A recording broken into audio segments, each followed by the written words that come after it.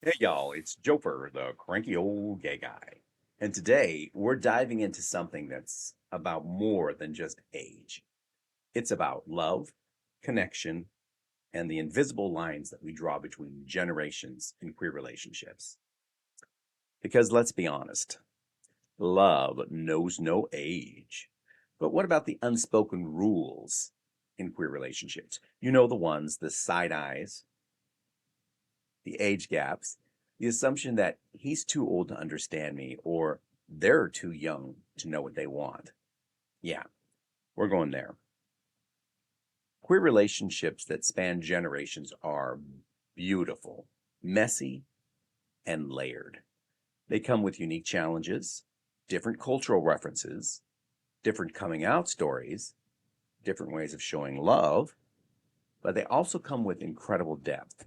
And today, we're going to unpack that. Because whether you're 22 or 62, queer love deserves respect.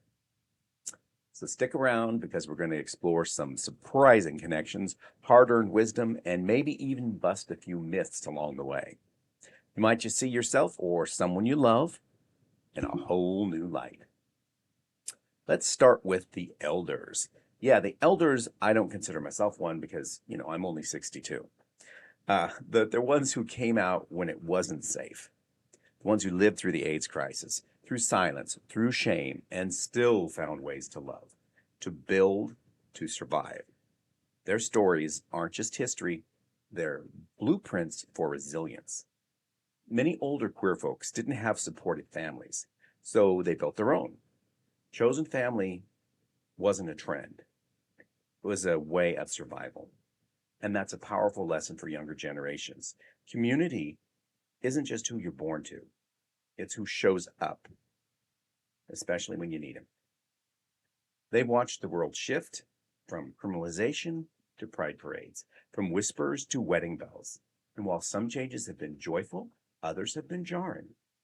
But they have adapted.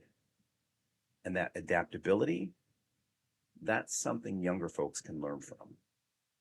Remember, society is always and ever changing. Now, let's talk about the younger generation. They are digital natives, TikTok philosophers. They're redefining what it means to be queer, to be in love, to be seen. And they're doing it with memes, emojis, and a whole lot of courage. I don't know many older people who could get online and do and say the things that the younger generation does today. Now, let's talk a little bit about identity, in particular, gender and sexual fluidity.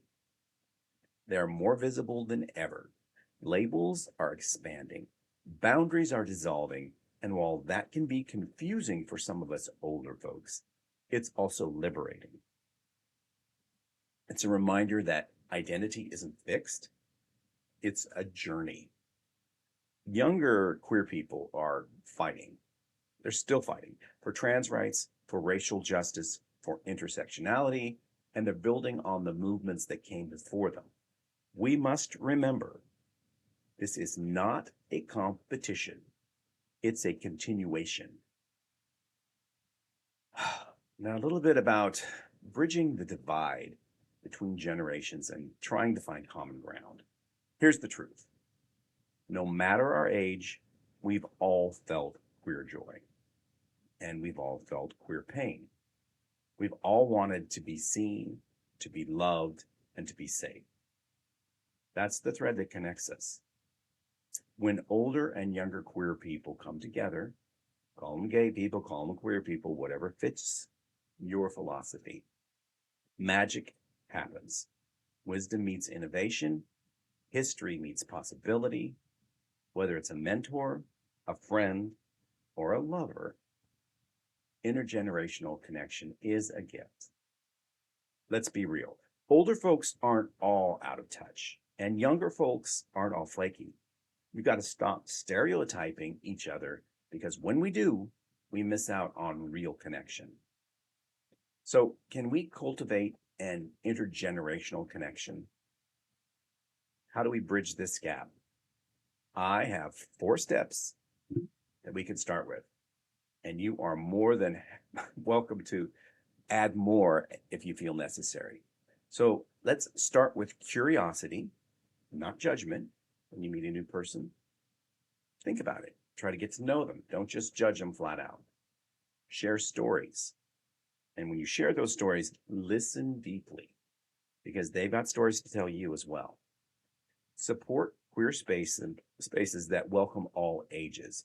Most queer spaces that I am familiar with are 21 and over, but being in my 60s, 21, there's a big age gap there. So that is a space that for the gay community pretty much is all ages once you're legal. So support the spaces because if we don't support them, they go away. And then what do we have? Challenge ageism, whether it's dating apps or community events. When you see ageism happening, speak out against it. You need to make people aware what's happening. Otherwise, they can't change. And remember, lastly, to love joyfully. Let's celebrate queer love in all its forms, whether it's a 30-year age gap or a friendship that spans decades. If it's consensual, respectful, and joyful, it's valid. So here's my challenge to you.